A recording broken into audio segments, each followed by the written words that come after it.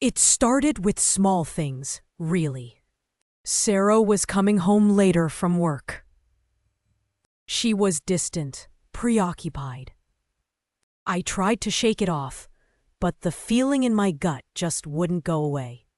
I started to suspect the worst. I know, it's cliché, but that's where my mind went. Cheating. Then, one morning, I noticed her fitness tracker on the nightstand. It was one of those models that tracks your location. An idea, a terrible idea, popped into my head. I knew I shouldn't, but I couldn't help myself. I picked it up and opened the app on my phone. Her location history was right there. I scrolled through the past few weeks. Most of it was normal. Home, work, the grocery store. But then I saw it. A location I didn't recognize. A street name I'd never heard of. And she was there late at night, a couple of times a week. My heart sank. This had to be it. This had to be the proof I was dreading. I confronted her that evening. I tried to stay calm, but my voice was shaking. "Where were you last Tuesday night?" I asked. She looked surprised, then defensive. "I told you I was working late," she said. I showed her the location on the app. "What's this, Sarah?" I asked, my voice barely a whisper. She denied everything. Said the tracker must be wrong, that she'd never been there. I wanted to believe her, but the evidence was staring me in the face. I decided to do some investigating.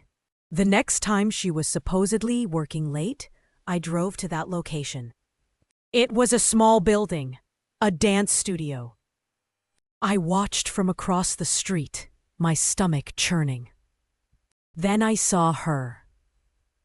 She walked out of the studio, laughing with a group of women. She looked happy, carefree, a way she hadn't looked with me in a while.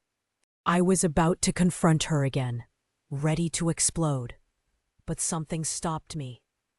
I noticed the sign on the studio, Ballroom Dancing for Beginners. I knew Sarah had always wanted to learn to dance. Had she been lying? Yes.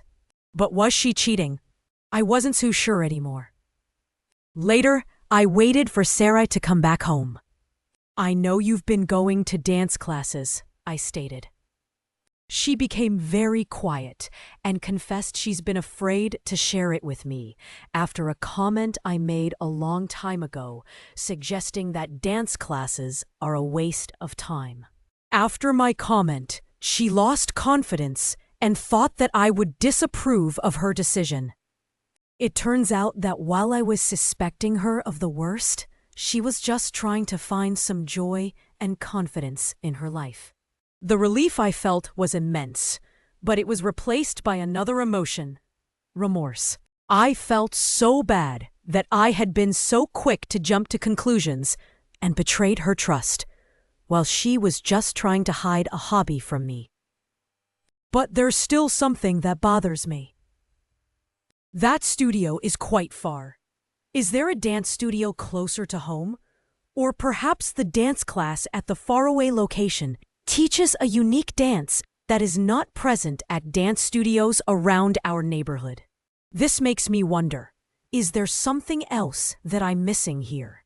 Is there an element of this story that I am unable to discover?